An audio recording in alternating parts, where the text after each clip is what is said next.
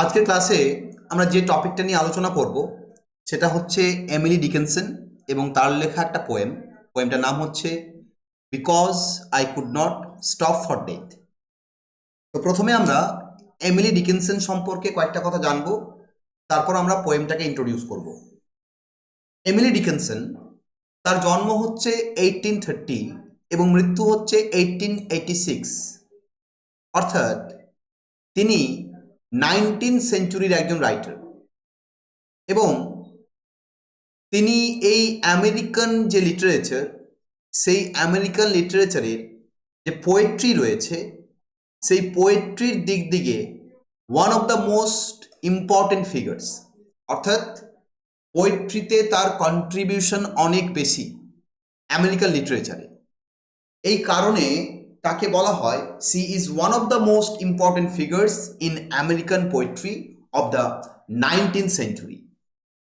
Emily Dickinson তার literary ক্যারিয়ারে প্রায় 1800টা কবিতা লিখেছেন এবং তার সাথে তিনি একটা চিঠিও লিখেছেন, ওয়ান লেটার।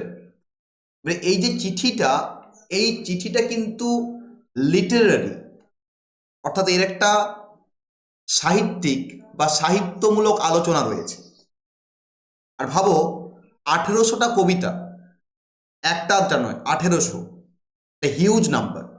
অর্থাৎ আমেরিকান পোয়েট্রিতে এমিলি ডিকিনসনের যে কন্ট্রিবিউশন সেটা আমরা প্রত্যেকেই ভালো করে বুঝতে পারছি। তো এমিলি ডিকিনসন তিনি বিলং করছেন 19th সেঞ্চুরিতে, কিন্তু তার রাইটিং স্টাইল, টেকনিক যদি আমরা লক্ষ্য করি তাহলে আমাদের মনে হবে যে এমিলি ডিকিনসন একজন মডার্ন এরার পোয়েট। কারণ তিনি যেভাবে কবিতাগুলোকে লিখতেন, সেখানে যে ইউনিকনেস রাখতেন, সেগুলো দেখে, তার রাইটিং স্টাইল দেখে অনেক ক্রিটিক তাকে মডার্ন পোয়েট বলেছে। তাহলে তার রাইটিং স্টাইলের মধ্যে কি কি ইউনিক ফিচার্স ছিল সেগুলো আমরা জানবো। দেখো, তার পোয়েমের মধ্যে আমরা কি দেখতে পাই? হার পোয়েমস ওয়্যার ইউনিক ফর আর এরা, অর্থাৎ তিনি যে সময় বিলং করছেন সেই সময়ের অনুপাতে তার কবিতাগুলো ছিল ইউনিক।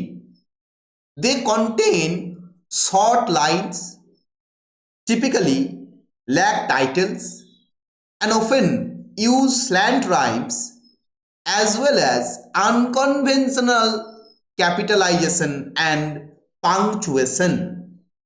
তার কবিতাগুলোর মধ্যে ছোট ছোট লাইন দেখতে পেতাম। তিনি কবিতাগুলোর কোনো টাইটেল দিতেন না।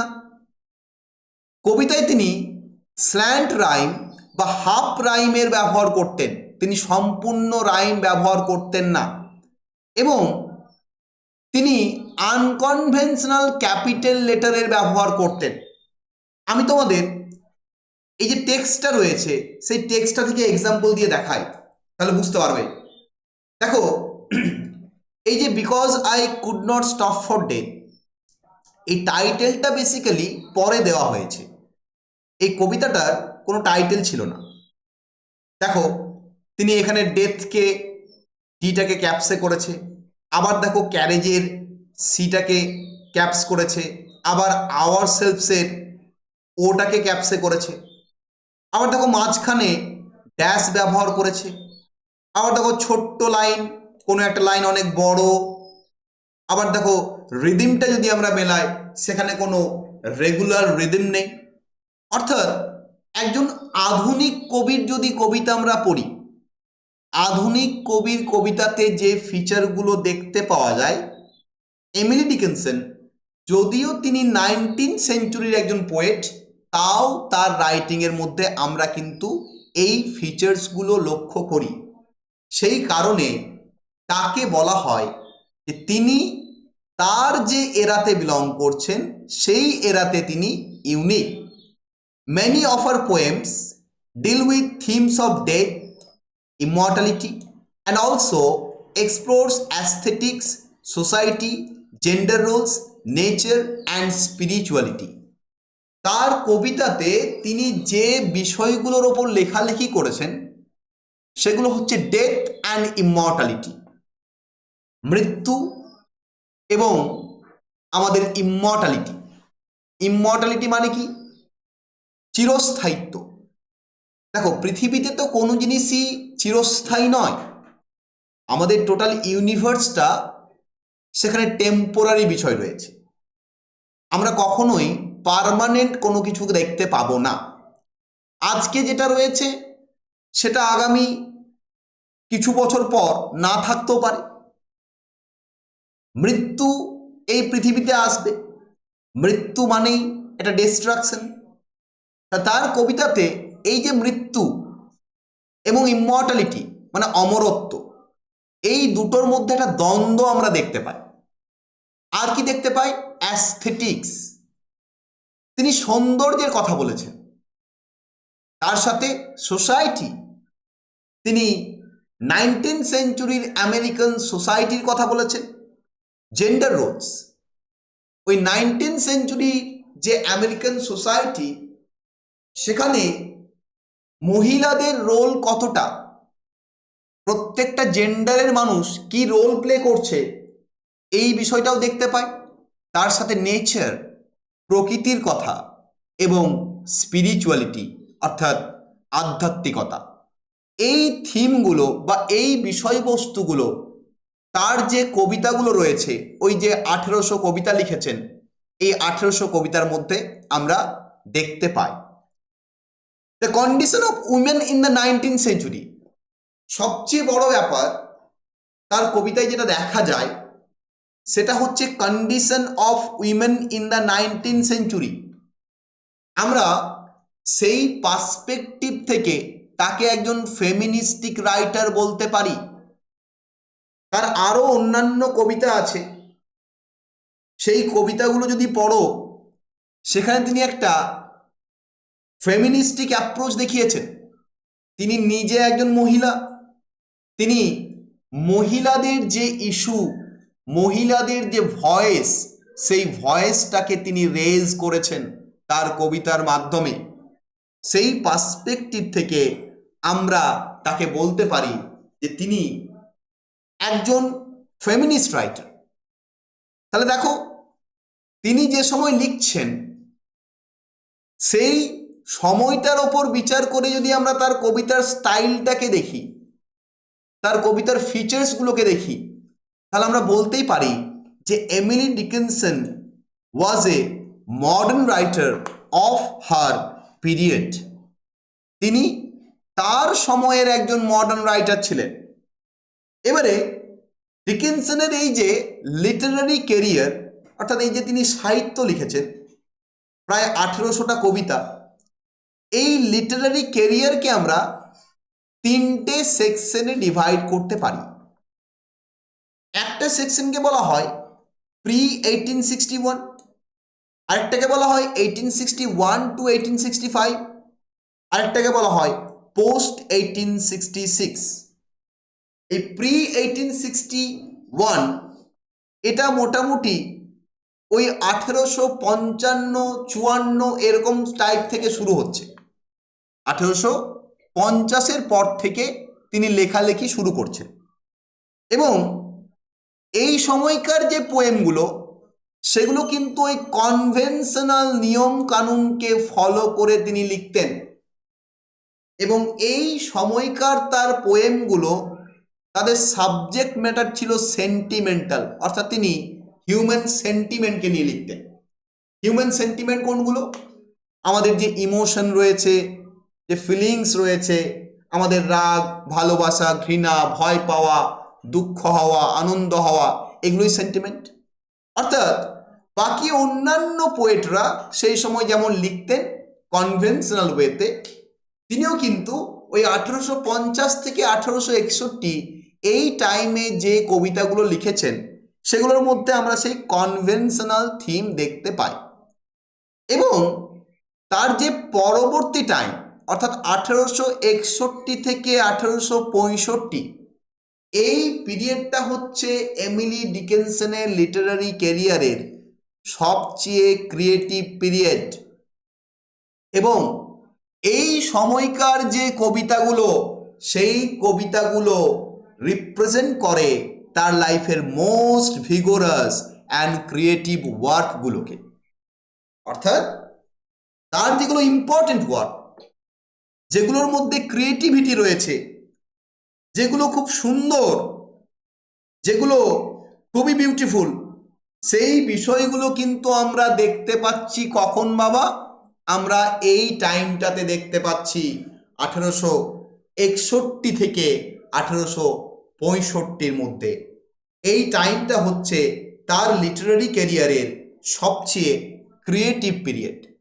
অর্থাৎ যে সমস্ত ইউনিক পোয়েমগুলো, যে সমস্ত বিখ্যাত কবিতাগুলো আমরা পাচ্ছি, সেগুলো কিন্তু সবই এই সময়কার। তারপর হচ্ছে পোস্ট 1866, এটা হচ্ছে এমিলি ডিকিনসনের লিটারারি ক্যারিয়ারের একেবারেই শেষের দিক।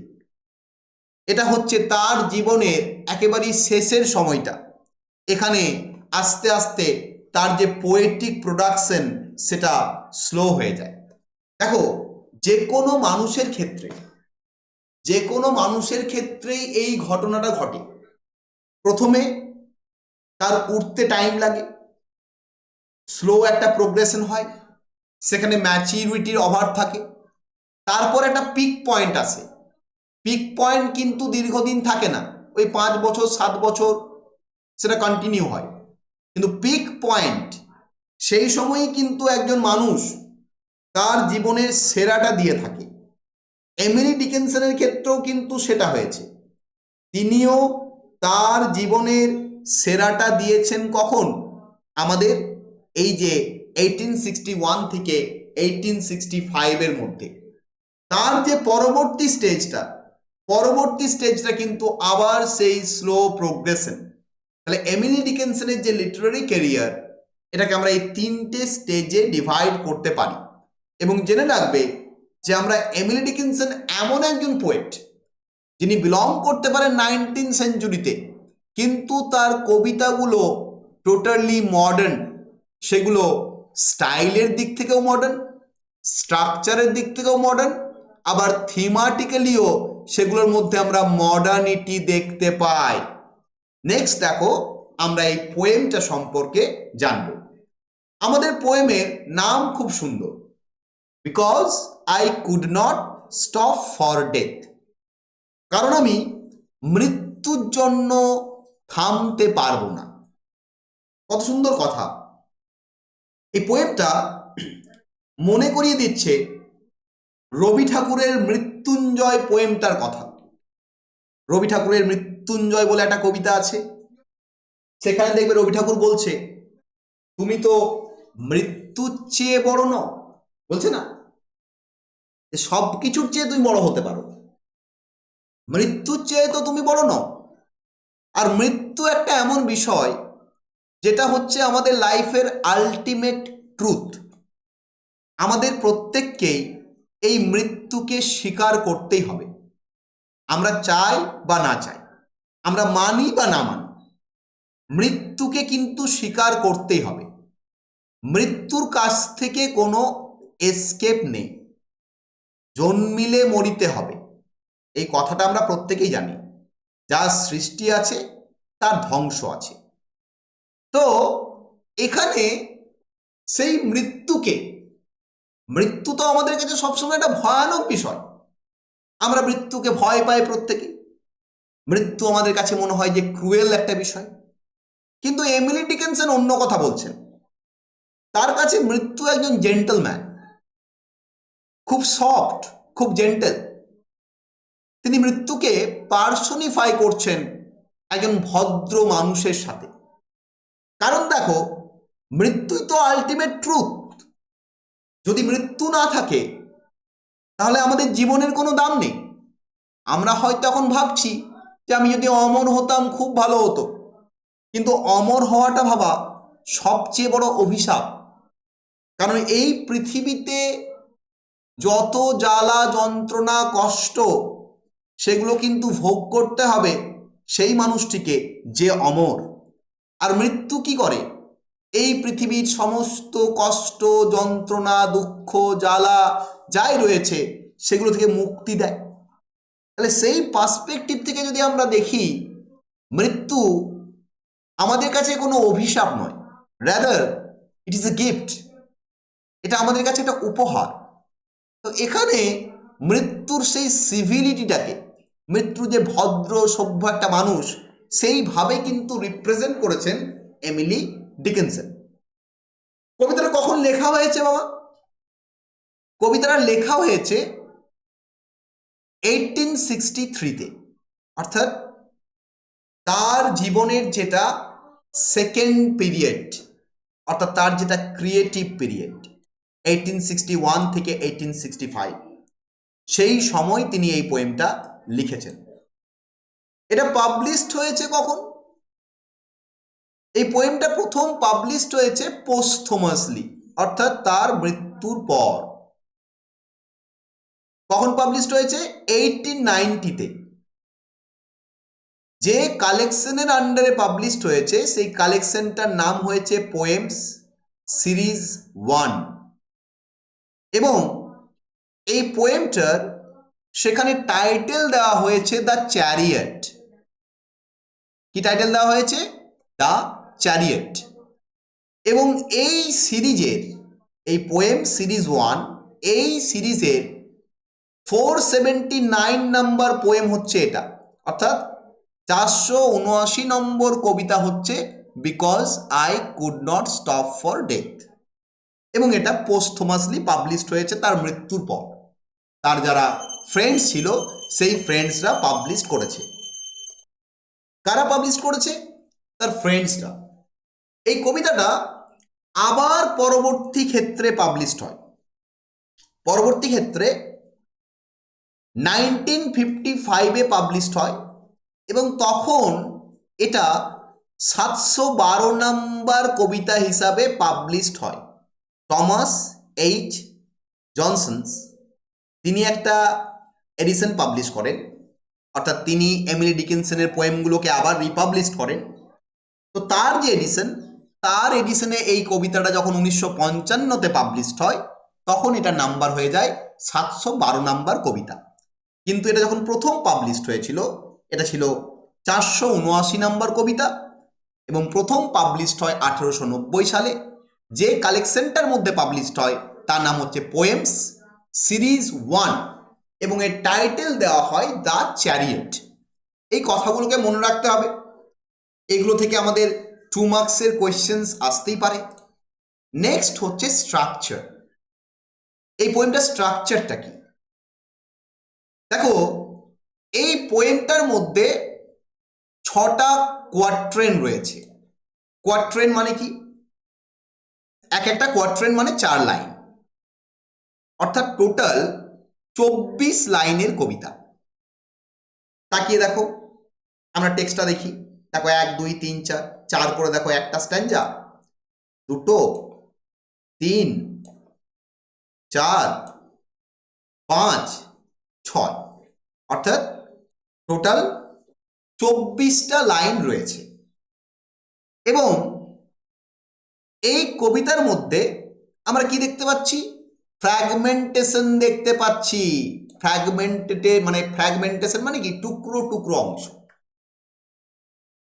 টুকরো টুকরো অংশ, ফ্র্যাগমেন্টিং ফ্রেজ, ওয়ার্ডস, অর্থাৎ একটা না আমরা দেখতে পাচ্ছি না। ওই যে আমি তোমাদের একটু আগেই দেখালাম, মাঝখানে ড্যাশ, কোথাও লাইন ছোট, কোথাও লাইন বড়, আবার যেখানে সেখানে ক্যাপিটাল লেটারের ব্যবহার।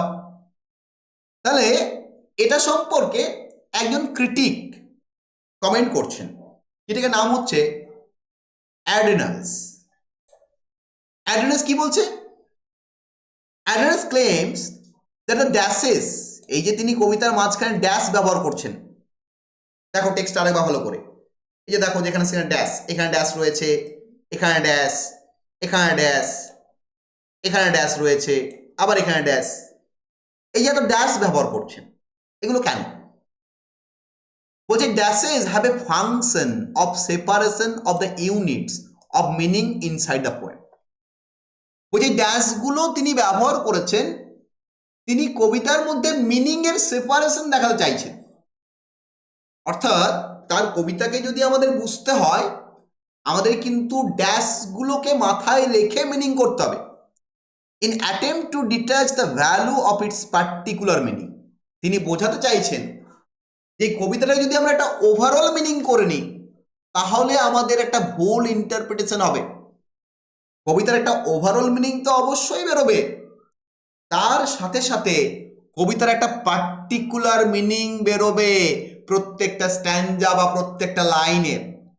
এখানে এই ড্যাশগুলো সেই মিনিংটাকে খোঁজার একটা জায়গা। তার মানে বুঝতেই পারছো তিনি লিখছেন অনেক আগে, সেই 19th সেঞ্চুরির মাঝামাঝি সময়ে, কিন্তু তার কবিতার যে স্টাইল, সেই স্টাইল কিন্তু আমাদের টোটালি একটা মডার্ন পোয়েটের মতো স্টাইল, অর্থাৎ তাকে আমরা মডার্ন বলতেই পারি তার যে ইউনিক ফিচার্স রাইটিং এর মধ্যে সেটা দেখে। নেক্সট, তার পোয়েমের জনরা। দেখো, বেসিক্যালি এটা একটা লিরিক পোয়েম। লিরিক পোয়েম কাকে বলা হয়? যেখানে কবি তার পার্সোনাল ইমোশন এবং ফিলিং শেয়ার করেন। দেখো, এই কবিতা লেখা হয়েছে ফার্স্ট পারসন প্রোনাউন ব্যবহার করে, আই, কারণ because I could not stop for death. তাহলে পোয়েমটার যে পয়েন্ট অফ ভিউ সেটা হচ্ছে totally subjective point of view, অর্থাৎ কবি পার্সোনাল ইমোশন, পার্সোনাল ফিলিংসকে শেয়ার করছেন। ওকে, তাহলে সেই পার্সপেক্টিভ থেকে আমরা পোয়েমটাকে একটা লিরিক পোয়েম বলতে পারি। লিরিক পোয়েমের সাথে সাথে এটাকে কিন্তু আমরা একটা ফিলসফিক্যাল বা রিফ্লেক্টিভ পোয়েমও বলতে পারি। কেন? কারণ সেখানে তিনি একটা দর্শন প্রেজেন্ট করছেন। এই যে মৃত্যু নিয়ে আমাদের একটা সবসময় ভয়ানক চিন্তা প্রত্যেকের মাথার মধ্যে লুকিয়ে আছে, মৃত্যু মানেই আমাদের কাছে একটা ভয়ানক রূপ, একটা ডিস্ট্রাকশন, একটা ক্রুয়েল ফিচারকে আমরা সিম্বলাইজ করি। সেই জায়গাটা, সেই পয়েন্ট অফ ভিউটা তিনি পরিবর্তন করছেন। তিনি মৃত্যুকে দেখাচ্ছেন একজন সিভিল, একজন জেন্টেল মানুষ হিসাবে। তাহলে আমরা এই পোয়েমের আরেকটা পার্সপেক্টিভ পাচ্ছি। তাহলে আমরা বলতেই পারি যে এই পোয়েমটা লিরিক পোয়েম, অর্থাৎ পোয়েটের নিজস্ব observation, personal observation, subjective thinking বা সাবজেক্টিভ পয়েন্ট অফ ভিউ, তার সাথে সাথে এটা একটা রিফ্লেক্টিভ অ্যান্ড ফিলসফিক্যাল পোয়েম। কবি এখানে একটা ফিলসফি বা দর্শনকে প্রেজেন্ট করছেন। নেক্সট, পোয়েমটা রাইম স্কিম। দেখো, এরকম তো এমিলি ডিকিনসনের পোয়েম আমরা সেরকম রাইম স্কিম পাই না। ম্যাক্সিমাম জায়গাতে তিনি স্ল্যান্ট রাইম ব্যবহার করেছেন। তাও আমরা বলতে পারি যেখানে ABCB রাইম স্কিম রয়েছে। আমরা একটু দেখে নিই। দেখো, death, death A, me B, selves C, আবার ইমমর্টালিটি B। আবার দেখি পরের স্ট্যান্জায়, haste A, away B, leisure too C, অ্যাওয়ের সাথে সিভিলিটি B। তাহলে এখানে যে রাইমটা দেখো, slant rhyme, half rhyme, full rhyme নয়। পুরো কবিতা জুড়ে যদি আমরা দেখি, স্ট্রোকটাকে এ করলাম, রিংকে B, গ্রেনকে C, সানকে আমরা কিন্তু আবার এর সাথে মেলাতে পারছি না, তাই না? অর্থাৎ ফিক্সড কোনো রাইম নেই। আমরা ওভারঅল একটা বলতে পারি যেখানে স্ল্যান্ট রাইম বা হাফ রাইমের ব্যবহার করা হয়েছে এবং মোটামুটি একটা ABCB প্যাটার্নকে ফলো করেছে। এটা কিন্তু ফিক্সড প্যাটার্ন নয়, কারণ তার পোয়েমের মধ্যে একটা মডার্ন অ্যাপ্রোচ রয়েছে। আমরা মডার্ন পোয়েম পড়েছি, T.S. এলিয়টকে পড়েছি, তার প্রুফ অফ পোয়েমটাকে পড়েছি। সেখানে দেখেছি যে T.S. এলিয়ট কেমন ফ্র্যাগমেন্টেশন ব্যবহার করতেন, টুকরো টুকরো ভাঙা ভাঙা ফ্রেজ, বিভিন্ন টুকরো টুকরো ইমেজের মাধ্যমে তিনি তার মূল ভাবটাকে প্রেজেন্ট করতেন। ডিকিনসনের মধ্যেও কিন্তু আমরা সেই জায়গাটাই দেখতে পাই। তার কবিতাতেও ফ্র্যাগমেন্টেশন রয়েছে। তার কবিতা ওই ট্র্যাডিশনাল পোয়েটদের মতো ওই ছন্দ মিলিয়ে একটা রাইম স্কিম, একটা মেট্রিক্যাল প্যাটার্নকে মিলিয়ে কিন্তু এগোয়নি। তার কবিতা সেটা কিন্তু টোটালি ইউনিক এবং আলাদা। তিনি ফ্র্যাগমেন্টেশনের মাধ্যমে তার থিমটাকে বোঝানোর চেষ্টা করেছে। এবারে কবিতাটার মধ্যে আমরা কি কি থিম পাই, আমরা কোন কোন থিম দেখতে পাই? which is significant theme in Emily Dickinson's Because I Could Not Stop for Death is the inevitability of death. এটাই হচ্ছে সবচেয়ে বড় theme, inevitability of death. Inevitable কাকে বলা হয়? যাকে আটকানো যায় না, যাকে থামানো যায় না। দেখো টাইটেলটা সেটাই বলছে, because I could not stop. সত্যি তো, মৃত্যু তোমার কাছে এসে দাঁড়ালে তুমি কি মৃত্যুকে থামাতে পারবে? না, কারণ ডেথ ইজ ইনএভিটেবল। ডেথ অবশ্যম্ভাবী। ডেথ হচ্ছে ultimate truth of life, ultimate gift of life. তাহলে এখানে ইনএভিটেবিলিটি অফ ডেথ অর্থাৎ মৃত্যু যে অবশ্যম্ভাবী, মৃত্যুকে যে আটকানো যায় না, সেই জায়গাটাকে তিনি দেখাচ্ছেন। তার সাথে সাথে আমরা দেখাচ্ছি transition from life into eternity, অর্থাৎ জীবনের পরিবর্তন। দেখো আমাদের জীবন তো একটা সাইক্লিক স্ট্রাকচার। আমরা ছোট ছিলাম একটা টাইম, তারপর একটু বড় হয়েছি, তারপর আরো বড় হব, তারপর বয়স্ক হয়ে যাব, তারপর মৃত্যু। তাহলে কবি বলছেন মৃত্যুতেই শেষ নয়, ডেথ ইজ অ্যানাদার বিগিনিং।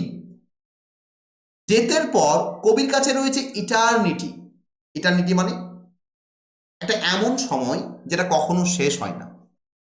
দেখবে রিলিজিয়ন বলে না, আমরা যদি বিভিন্ন রিলিজিয়াস ভিউ পয়েন্ট দেখি, রিলিজিয়াস ভিউ পয়েন্ট এটাই বলে যে আমাদের এই পৃথিবীর জীবনটা কিছুই জীবন নয়, আমাদের আসল জীবন শুরু হচ্ছে মৃত্যুর পর। মৃত্যুর পরই হচ্ছে আসল জীবন, সেখানে বিচার হবে, এই হবে, অনেক কিছু রিলিজিয়াস কনসেপ্ট আমরা পাই। তাহলে কবি কিন্তু সেই রিলিজিয়াস কনসেপ্ট দেখাচ্ছেন এটা কিন্তু না, তিনি দেখাচ্ছেন যে মৃত্যুর পরবর্তীও একটা বিগিনিং রয়েছে। The poem recontextualize death not as a frightening end but as a polite, patient guide, transporting the speaker from the realm of the living to a state of immortality.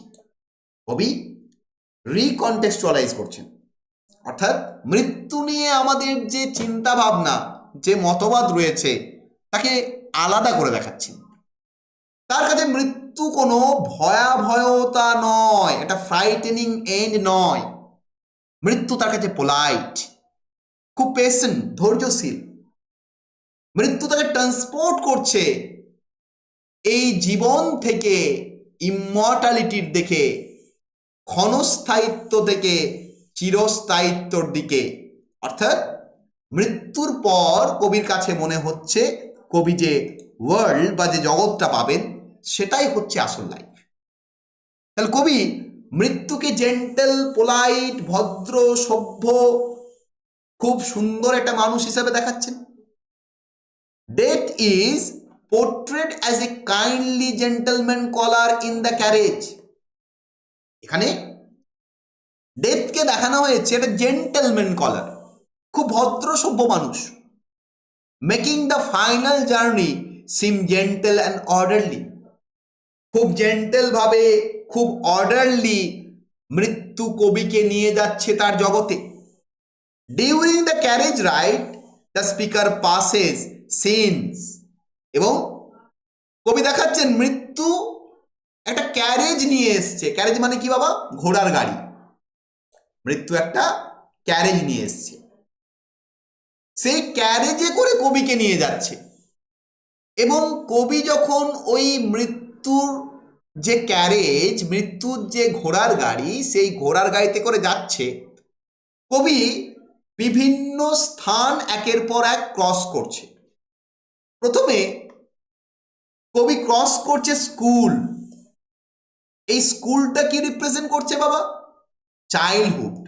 দেখো আমরা তো এইভাবেই ক্রস করেছি, তাহলে আমরা তো এইভাবেই মৃত্যুর হাত ধরে যেদিন থেকে জন্মাচ্ছি সেদিন থেকেই কিন্তু মৃত্যুর হাত ধরে এগোচ্ছি। কবি এটা বলতে চাইছেন যে মৃত্যু সাডেনলি আসে না হঠাৎ করে। তুমি যেদিন জন্মে যাও সেই দিনই তোমার পাশে মৃত্যু দাঁড়িয়ে থাকে। মৃত্যু তোমার হাতটা ধরে আস্তে আস্তে তোমাকে এগিয়ে নিয়ে চলে। আস্তে আস্তে যত সময় পেরোয় তুমি আস্তে আস্তে ছোট থেকে বড় হও, বড় থেকে ম্যাচিওর হও, তারপর একটা টাইম পর তোমার বৃদ্ধ বয়স আসে এবং তুমি মারা যাও। তাহলে মৃত্যুই তোমাকে গাইড করে। এই জন্মানোর পর থেকে মৃত্যু গাইড করে এবং সেটা জেন্টেল ওয়েতে গাইড করে। কবি বলতে চাইছেন না যে মৃত্যু হঠাৎ করে সাডেনলি তোমাকে এসে ভয় পাই দিল। তাহলে কবি ওই ঘোড়ার গাড়ি চেপে যাচ্ছেন, প্রথমে তিনি স্কুল দেখতে পাচ্ছেন, স্কুলে বাচ্চারা খেলাধুলা করছে, সেটা রিপ্রেজেন্ট করছে চাইল্ডহুড। তারপর কবি দেখতে পাচ্ছেন ফিল্ডস অফ গ্রেন, কিছু মাঠ, সেই মাঠের মধ্যে ফসল পেকে রয়েছে।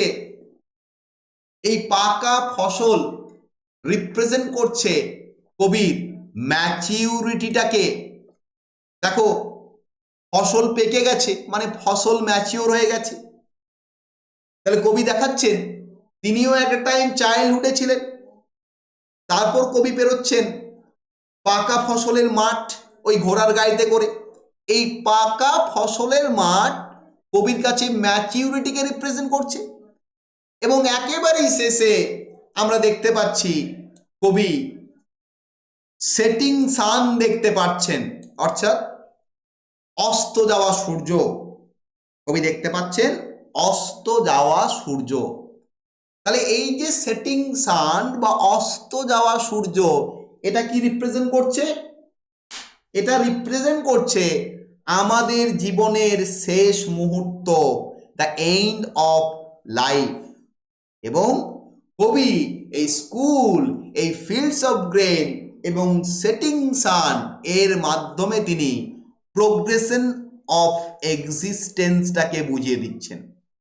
কারণ আমাদের জীবনে তো প্রত্যেকের এইভাবেই চলে। আমরা জন্মাই, জন্মানোর পর আমরা ছোট থাকি, ছোটর পর আস্তে আস্তে বড় হই, বড় হওয়ার পর আস্তে আস্তে বৃদ্ধ হই, তারপর মারা যায়। তাহলে স্কুল, ফিল্ডস অফ গ্রেন এবং সেটিং সান আমাদের জীবনের যে সাইকেল, সেই সাইকেলটাকে দেখিয়ে দিচ্ছে। এবং কবি বলতে চাইছেন যে প্রত্যেকটা স্টেপেই মৃত্যু তোমার সাথে আছে। তুমি জীবন থেকে মানে শুরু থেকে শেষের দিকে যে এগোচ্ছ, তোমার হাতটা ধরে আছে কে? মৃত্যু। দেখো, মনে করে দেখো সেই ম্যাকবেথের লাস্ট সলিলোকির কথাগুলো, তাই না? ম্যাকবেথ তো সেম কথাই বলছে, she should have died hereafter, there would have been a time for such a word, tomorrow and tomorrow and tomorrow creeps in this pretty phrase from day to day to the last syllable of our recorded hour. তাই তো, এটাই তো জীবন। আমরা আস্তে আস্তে এগোচ্ছি আমাদের last সিলেবেলের দিকে। যেদিন থেকে আমাদের স্টার্ট হয়েছে, বিগিনিং হয়েছে, সেই দিন থেকে কিন্তু আমরা এন্ডিং এর দিকে এগোচ্ছি এবং এটাই রিয়েলিটি।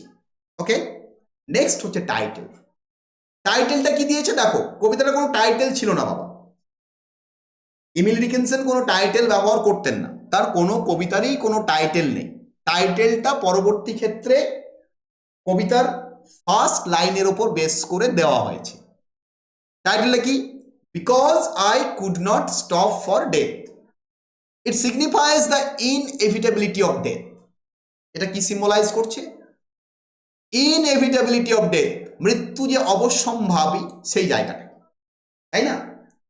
আমরা যখন এলিজি পড়েছিলাম Thomas Gray, elegy written in a country churchyard, সেখানেও কিন্তু টমাস গ্রে এই কথাটাই বলেছিলেন যে আমাদের জীবনের যত সৌন্দর্য, যত সম্পত্তি, যত মান সম্মান, যত যাই রয়েছে, সমস্ত কিছু কিন্তু আলটিমেটলি গিয়ে শেষ হবে কোথায়?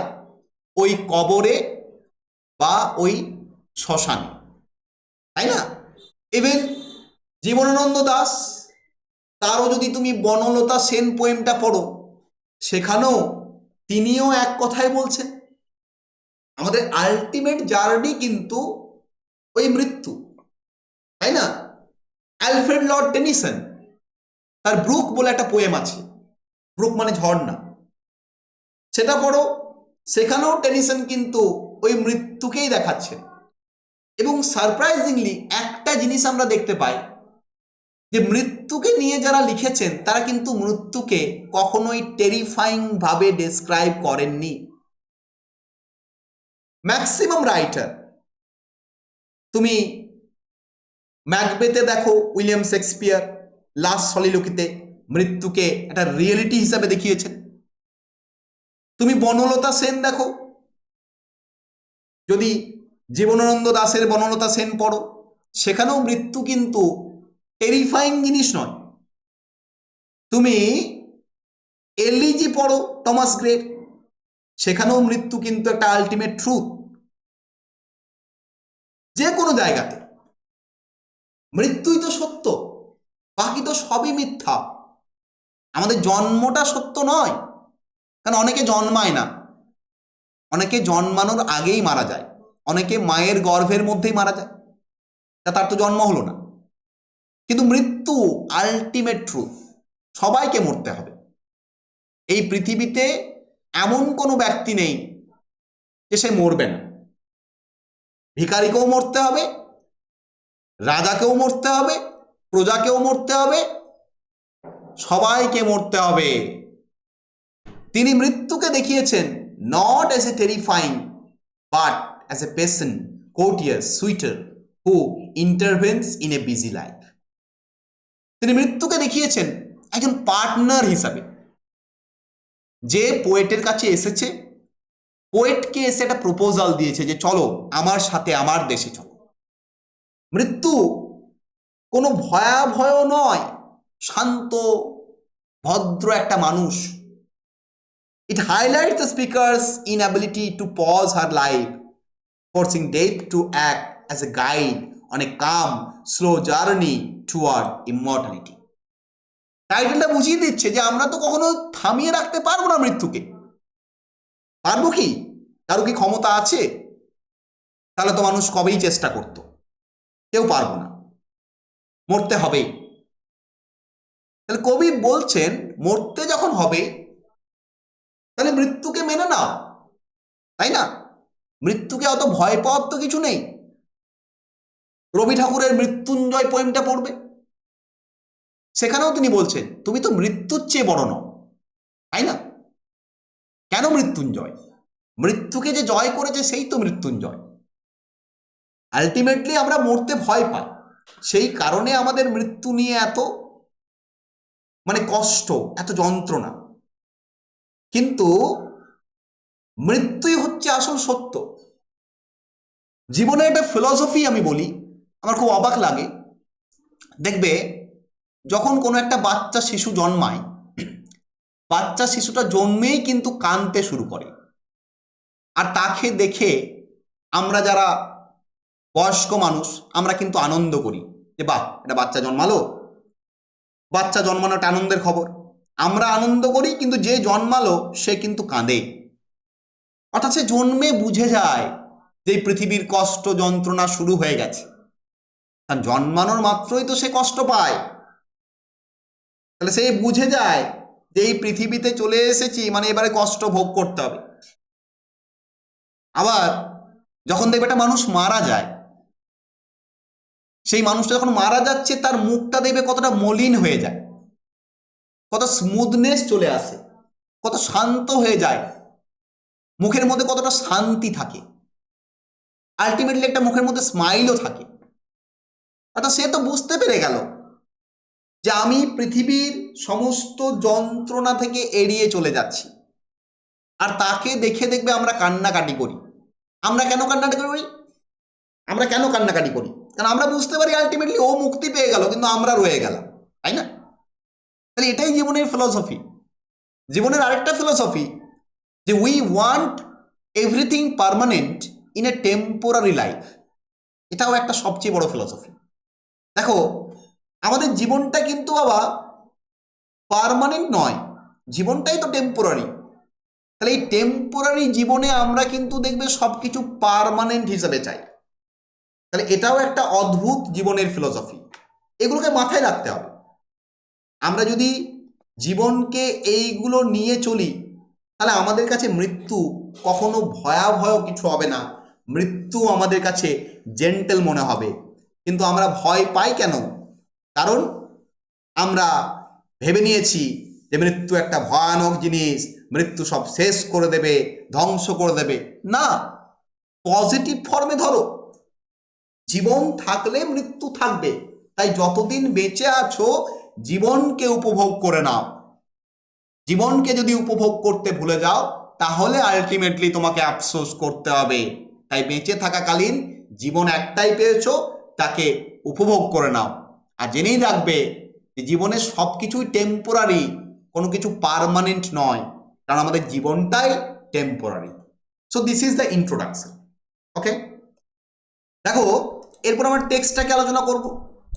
Because I could not stop for death, আমাদের প্রথম স্ট্যান্ডা, প্রথম 4 লাইন। 6টা স্ট্যান্ডা আছে, আমরা প্রথমত 4 লাইনকে আলোচনা করছি। কি বলছে দেখো পয়েন্ট, প্রথম 4টা লাইন আগে পড়ি। Because I could not stop for death, he kindly stopped for me, the carriage held but just ourselves and immortality। এই হচ্ছে প্রথম 4 লাইন। তাহলে কবি কি বলছেন? বলছে because I could not stop for death, বলছে আমি মৃত্যুর জন্য থামার সময় পাইনি, কারণ আমি জীবন নিয়ে ব্যস্ত ছিলাম। সত্যি তো, আমরা তো প্রত্যেকেই জীবন নিয়েই ব্যস্ত থাকি। প্রত্যেকটা দিনের কাজ কর্ম, দৌড়ানো, লাফা ঝাপা, এখানে যাওয়া সেখানে যাওয়া, সংসার চালানো, এইসব নিয়েই তো ব্যস্ত থাকি। তাহলে আমাদের পোয়েটেস কবি তিনিও ব্যস্ত ছিলেন এবং তিনি বলছেন যে আমি জীবন নিয়ে এত ব্যস্ত ছিলাম যে আমি মৃত্যুর জন্য থামতে পারিনি, অর্থাৎ মৃত্যুর জন্য থামার সময়ই পাইনি। তারপর বলছেন দেখো, হি কাইন্ডলি স্টপড ফর মি, কিন্তু মৃত্যু এত ভদ্র মানুষ যে সেই আমার জন্য থেমেছে। ভাবো, আমি থামার সময় পাইনি। কবি মৃত্যুকে বলছেন মৃত্যু ভদ্র মানুষ, তার মধ্যে ভদ্রতা রয়েছে। আমি সময় না পেলে কি হবে, সে তো আমার জন্য থেমেছে। সত্যি তো, আমরা জীবনের ব্যস্ততায় ভুলেই যাই যে আমাদের আলটিমেটলি একদিন থামতে হবে। কার জন্য থামতে হবে? মৃত্যুর জন্য। এটা আমরা ভুলে যাই, কিন্তু মৃত্যু ভোলে না। মৃত্যু তার যখন সময় আসে সে কিন্তু ঠিক থামে।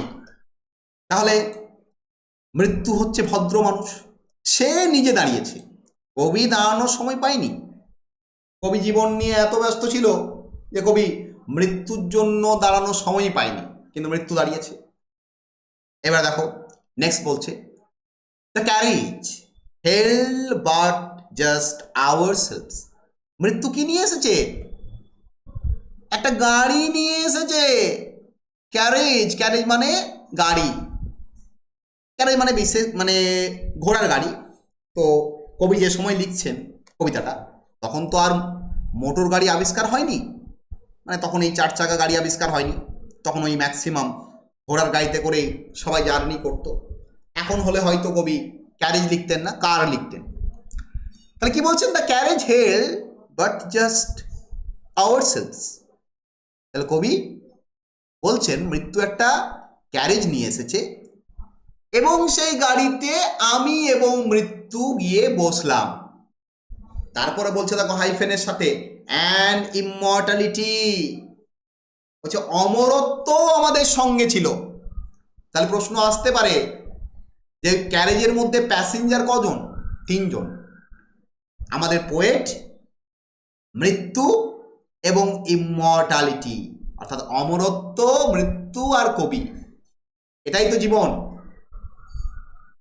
জীবন তো এটাই, জীবন তো একটা সাইকেল। জন্ম, বড় হওয়া, মৃত্যু, আবার জন্ম, গোল গোল গোল গোল ঘুরছে। সৃষ্টি, সৃষ্টি এগিয়ে চলেছে, ধ্বংস হচ্ছে, ধ্বংসর পর আবার সৃষ্টি, সার্কুলার, তাই না? তাহলে এটা হচ্ছে প্রথম 4 লাইন। এবার দেখো পরবর্তী 4 লাইনে কি বলছে। প্রথম 4 লাইন তো কবি বলল যে কবি টাইম পায়নি, কিন্তু মৃত্যু ভদ্রলোক সে দাঁড়িয়েছে এবং তারা বেরিয়ে পড়েছে একটা ক্যারেজ নিয়ে। We slowly drove, he knew no haste. আমরা ধীর স্থির ভাবে গাড়িতে যাচ্ছিলাম। মৃত্যুর কোনো তাড়াহুড়ো ছিল না যে আমাকে ফট করে নিয়ে চলে যেতে হবে, না, এরকম কোনো ব্যাপার নেই। And I had put away, আমিও সব কিছু ছেড়ে দিয়েছিলাম মৃত্যুর হাতে। দরকার নেই আমার, আর যা হবার হয়ে গেছে। আমিও সব ছেড়ে দিয়েছিলাম, আমিও সব লেফট বিহাইন্ড করে দিয়েছি। আমি কি লেফট বিহাইন্ড করেছি তার পরের লাইনে বলছে, দেখো, মাই লেবার অ্যান্ড লেজার টু, আমার জীবনের যত কাজ, আমার জীবনের যত অবসর সময়, যত ছুটি, সেগুলোকে আমি লেফট বিহাইন্ড করে দিয়েছি। অর্থাৎ পৃথিবীর এই মায়া মোহ এই সমস্ত কিছু তো লেফট বিহাইন্ড করতেই হবে, তাই না? এইগুলো লেফট বিহাইন্ড করেই তো তোমাকে যেতে হবে। কোথায় যেতে হবে? মৃত্যুর কাছে। যতই আমার আমার করো, আমার গাড়ি, আমার বাড়ি, আমার সোনা, আমার টাকা, তাই না, কিছুই যাবে না। সে একটা গান আছে দেখবে, বাউল গান, যাবি যেদিন শ্মশান ঘাটে বাঁশের দোলায় চড়ে, তাই না? যাবি যেদিন শ্মশান ঘাটে বাঁশের দোলায় চড়ে। আলটিমেটলি তুমি যেমন ফাঁকা এসেছিলে ফাঁকায় পাঠিয়ে দেওয়া হবে। তাহলে কবি বলছে যে মৃত্যু খুবই স্লো, খুবই সিভিল, খুব ভদ্র মানুষ। সেই কারণে আমিও এক এক করে আমার সব পেছনে ফেলে দিয়ে এলাম, আমার কাজ, আমার অতীত, আমার ফাঁকা সময়, সব কিছু। কেন? অনলাইনে বলছে, দেখো, ফর হিজ সিভিলিটি, কারণ because death was so polite, so civil.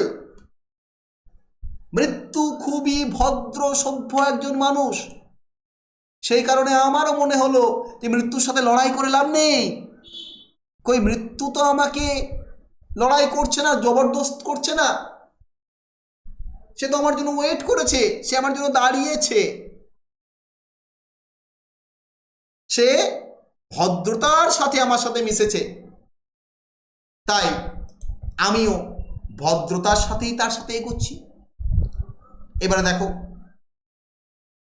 এখানে সিম্বলগুলো দেখতে পাচ্ছি আমরা এই স্ট্যান্ডাতে।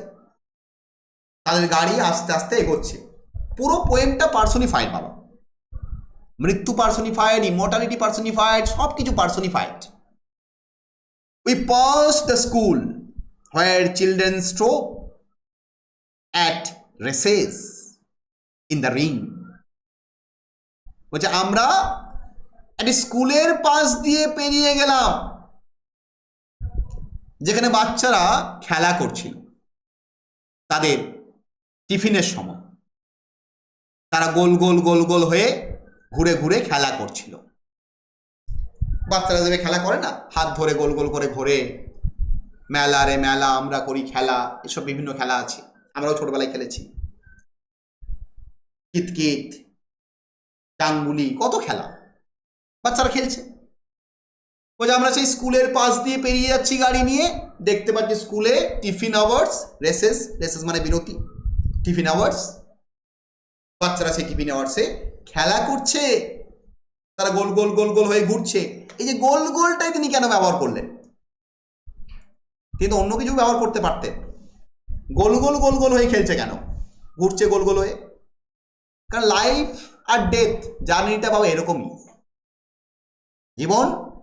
জীবনটাকে পরিচালনা করা, তারপর মৃত্যু, আবার শুরু, তাই না? Ending is always another beginning, জেনে রাখবে। যেখানে শেষ হলো সেখান থেকে শুরু হয়, শেষ বলে কিছু নেই। তাই না? এই কারণেই তো তিনি রিংটা ব্যবহার করলেন। We passed the fields of gazing grain, we passed the setting sun. এই পুরো স্ট্যান্ডাটা সিম্বলিক। এই স্কুল, এই বাচ্চারা সিম্বলাইজ করছে পোয়েটের আর্লি চাইল্ডহুডটাকে। তারপর কবি বলছেন we passed the fields of gazing grain, আমরা পাকা ফসলের মাঠ পেরিয়ে এলাম। পাকা ফসলের মাঠ কি সিম্বলাইজ করছে? ম্যাচিউরিটিটাকে। তাহলে কবিও একদিন ছোট ছিলেন, কবিও ম্যাচিওর হয়েছেন। উই পাস দ্য সেটিং সান, এবং আলটিমেটলি আমরা অস্তগামী সূর্যটাকে পেরিয়ে গেলাম। একটা সূর্য পশ্চিমে অস্ত যাচ্ছে, তাকেও পেরিয়ে গেলাম। দেখো, আমাদের প্রত্যেকটা দিন শুরু হয় কিন্তু এরকম ভাবে, দিনটাও কিন্তু সার্কুলার। শুরু হচ্ছে, ভোর হচ্ছে, আলটিমেটলি গিয়ে আবার রাত হচ্ছে, আবার পরের দিন ভোর হচ্ছে। এটাই তো চলছে। হলমেন বলে একটা পোয়েম আছে, হলমেন পোয়েমেও এই রিপিটেশন, এই সার্কুলার ওয়েটাকে দেখানো হয়েছে। হলমেন টি.এস. এলিয়টের লেখা একটা মডার্ন পোয়েম। এটাই তো life. Childhood, maturity, old age, এটাই তো লাইফ। প্রত্যেকে তো এটাই ফলো করছে, মানুষ, জীব জন্তু, গাছপালা, প্রত্যেকে। তাহলে স্কুল পেরিয়ে গেলেন, পাকা ফসলের মাঠ পেরিয়ে গেলেন, এবং আলটিমেটলি সেটিং সান পেরিয়ে গেলেন। সিম্বলাইজ করে তিনি বুঝিয়ে দিলেন তার জীবনের সার্কেলটাকে। এবারে দেখো 4 নাম্বার স্ট্যাঞ্জা। 4 নাম্বার স্ট্যাঞ্জায় কি বলছে? or rather he passed us, the dews drew quivering and chill। কবি বলছেন আমরা সূর্যটাকে পেরিয়ে গেলাম, নাকি সূর্যটা আমাদের পেরিয়ে গেল, সেটা আমি বলতে পারবো না, বাট আমরা পেরিয়েছি। অর্থাৎ আমরা ওই সেটিং সূর্যটা পেরিয়ে গেলাম, না সেটিং সূর্যটা আমাদেরকে ক্রস করে চলে গেল, সেটা বলতে পারবো না, বাট আলটিমেটলি আমরা কিন্তু এন্ডিংয়ে চলে এসেছি। The dews drew quivering and chill. আস্তে আস্তে শিশির পড়ছে, আস্তে আস্তে শিশির পড়ছে, আমার শীত অনুভব হচ্ছে, ঠান্ডা লাগছে, আমি ঠান্ডায় কাঁপছি। ঠান্ডা কি সিম্বলাইজ করছে গো? মৃত্যু তো, তাই না? যখন মারা যায় মানুষ, বডি কি হয়ে যায়? শীতল হয়ে যায়, ঠান্ডা হয়ে যায়। তাহলে এখানে কবি সেই জায়গাটাকেই দেখাচ্ছেন। তারপর ফর অনলি গোজামার মাই গাউন, বলছে আমি একটা গোজামার পরেছিলাম। গোজামার, গোজামার মানে পাতলা একটা পোশাক, তাই না? পাতলা পোশাক, তাকে গোজামার বলা, গাউন। বলছে আমি খুব পাতলা পোশাক পরেছিলাম, আমাকে সেই কারণে ঠান্ডা লাগছে, কারণ সূর্য অস্ত হয়ে গেছে, শিশির পড়ছে, ঠান্ডা শিশির। মাই টিপেট অনলি টিউল, আমার যে ওড়নাটা, যে শাল বা চাদর বা ওড়না যেটা আমার গায়ে ছিল, সেটাও খুব হালকা, সেটাও খুব পাতলা, সেটাও মোটা সোটা কাপড় ছিল না, সেই কারণেই হয়তো আমার ঠান্ডা লাগছিল। মনে করে দেখো জীবনানন্দ দাশের, বনলতা সেনের শেষ ওই যে 6টা লাইন, দারুণ লাইন, আমার তো খুব ভালো লাগে।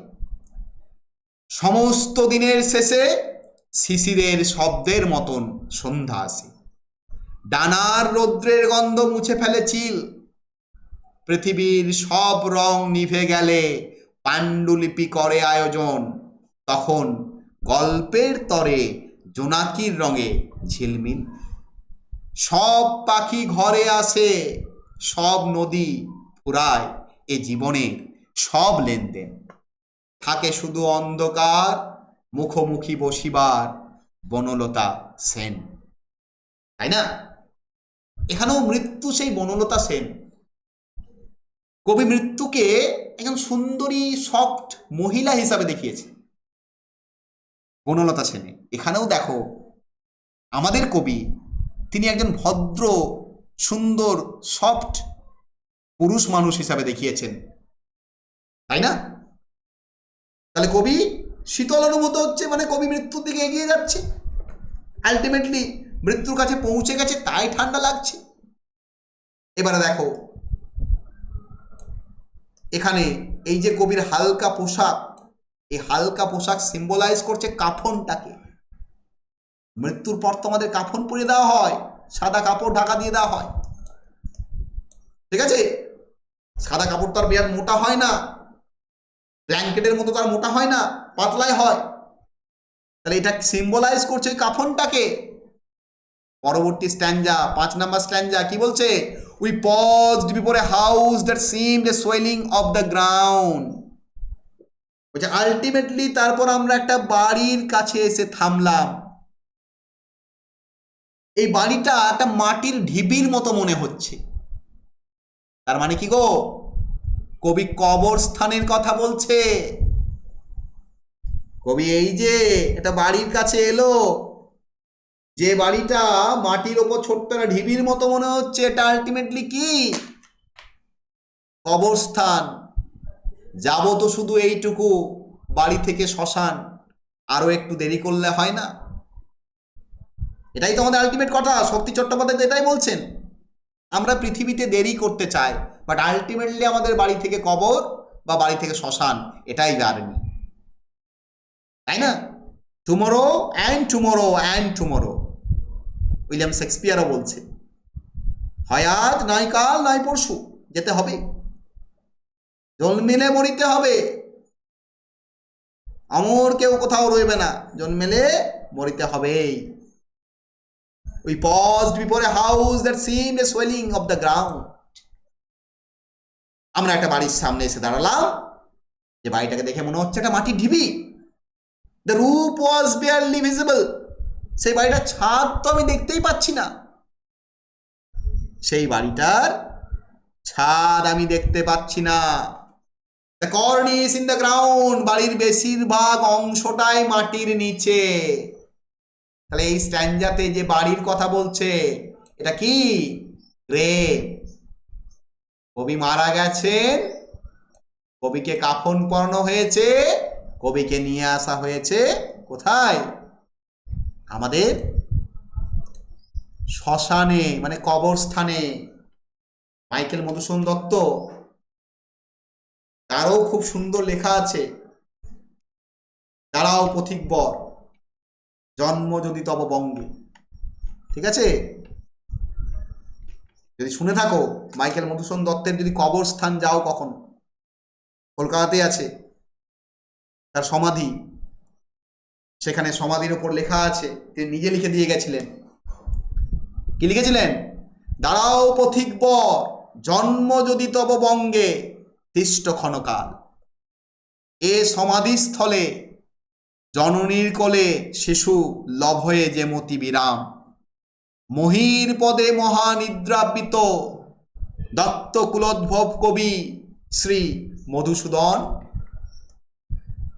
বলছে এইখানে এই মাটির কোলে ঘুমোচ্ছে, ঠিক যেমন মায়ের কোলে একটা শিশু ঘুমোয়, এই মাটির ভেতরে একজন কবি ঘুমোচ্ছে।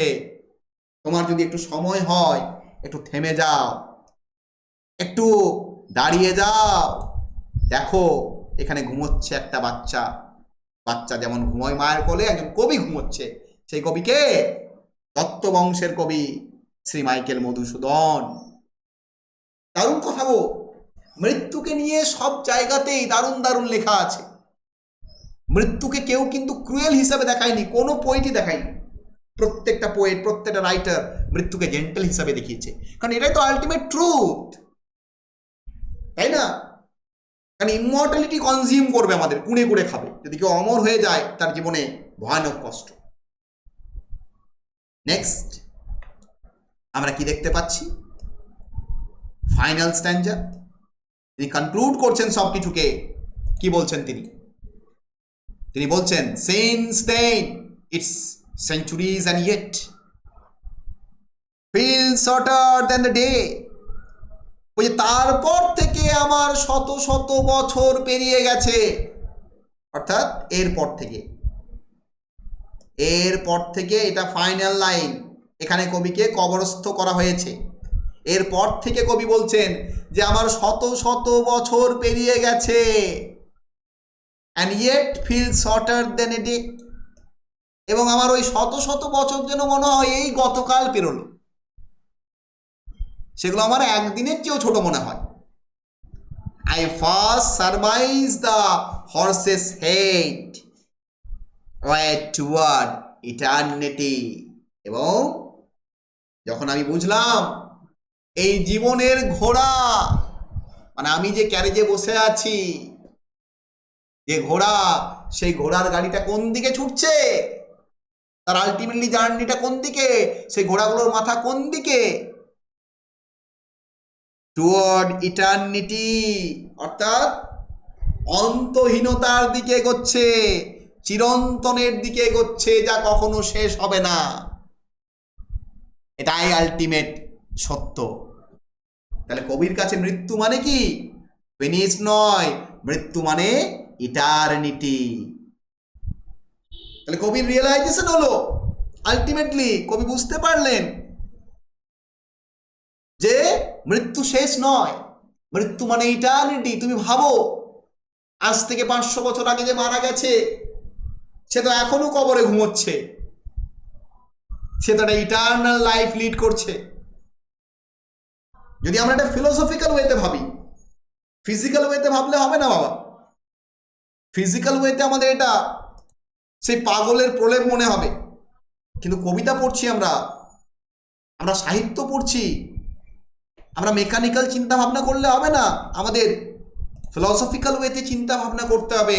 ফিলোসফিক্যাল ওয়েতে দেখতে গেলে মৃত্যুর পর তো আর কোনো সময় নেই, আর তো কোনো তাড়া নেই, আর তো কোনো কাজ নেই। মৃত্যুর পর তো ইটারনিটি, চিরন্তন জীবন, অন্তহীন অফুরান সময়। তাহলে কবি ওটাই বলছেন যে আমি শত শত বছর পার করে দিলাম, আমার কাছে যেন মনে হচ্ছে এই কয়েকটা দিন পেরোলো। কবি মারা যাওয়ার পর শত শত বছর কবির পেরিয়ে গেছে বলছেন, কিন্তু কবির কাছে মনে হচ্ছে এই কয়েকটা দিন পেরোলো। তখন কবি বুঝতে পারলেন যে আমি আলটিমেটলি আমার যে ঘোড়া আমাকে কোন দিকে নিয়ে গেছিল, ওই যে ঘোড়ার গাড়িতে করে মৃত্যু আমাকে কোন দিকে নিয়ে গেছিল, death drove us towards eternity. So this is the poem, because I could not stop for a day. কত সুন্দর কবিতা, মৃত্যুকে কত সুন্দর পার্সনিফাইড করা হয়েছে, মৃত্যুকে কত সুন্দরভাবে ফুটিয়ে তোলা হয়েছে। মৃত্যু কোনো ক্রুয়েলটি নয়, ডেথ ইজ অ্যানাদার ইটারনিটি। তাহলে এই পোয়েমটা আমাদের শেষ হয়ে গেল। পুরো টেক্সটটাকে আমরা লাইন বাই লাইন অ্যানালাইসিস করলাম, একেবারে ইন্ট্রোডাকশন থেকে শুরু করে শেষ অবধি পড়লাম। এবার এখান থেকে তোমাদের 2 মার্কসও আমি প্রোভাইড করেছি। 2 মার্কসে যেগুলো স্টার মার্ক দেওয়া আছে সেই কোয়েশ্চেনগুলোকে করবে, যেগুলোতে স্টার মার্ক দেওয়া আছে সেইগুলোতে করবে, যেগুলো ইম্পর্টেন্ট সেইগুলোতেই স্টার মার্ক দেওয়া আছে। টোটাল 29 কোয়েশ্চেন্স দেওয়া আছে, তার মধ্যে যেগুলো ইম্পর্টেন্ট সেইগুলোতে স্টার মার্ক দেওয়া আছে। এই স্টার মার্ক দেওয়া কোয়েশ্চেনগুলো করবে, তাহলেই হবে। তাহলে টোটাল এই যে পোয়েমটা আমাদের কিন্তু কমপ্লিট হয়ে গেল। আমরা ইন্ট্রোডাকশন, পোয়েমের ইন্ট্রোডাকশন, পোয়েমের টেক্সট, তার সাথে যদি 2 মার্কসগুলো করে নিই না, দেখবে আমাদের এই পোয়েমটা নিয়ে আর কোনোদিন কোনো সমস্যা থাকবেই না। তাহলে আজকের ক্লাস আমি এখানেই শেষ করছি। আমরা পরবর্তী ক্লাসে আবার একটা নতুন টপিক নিয়ে আলোচনা করব।